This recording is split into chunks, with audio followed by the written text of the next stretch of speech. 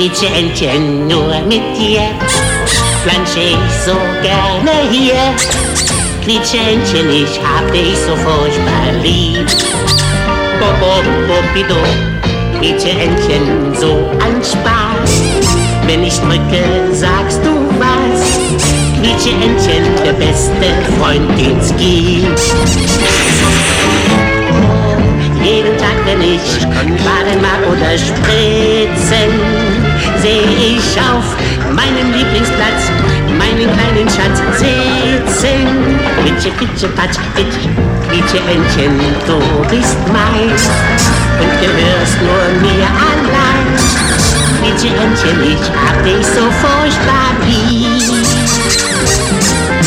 Quietscheentchen, soll ich dir mal mit meiner neuen Rückenschrubbürste den Rücken schrubben? Du willst? Dann los. Schön so. Oh, die Ohren müssen wir aber auch waschen. Ach so, richtig. Du hast ja gar keine Ohrenentchen. Und was ist mit deinem Bauch? Deinen Quietschebauch müssen wir auch waschen. Du bist ja kitzlig. Oh, jeden Tag, wenn ich baden mag oder spritzen, sehe ich auf meinem Lieblingsplatz meinen kleinen Schatz sitzen. Pitsche, pitsche, patsch, pitsch, Quietscheentchen, du bist mein und gehörst nur mir allein. Quietscheentchen, ich habe dich lieb. Quietscheentchen, ich hab dich so furchtbar lieb.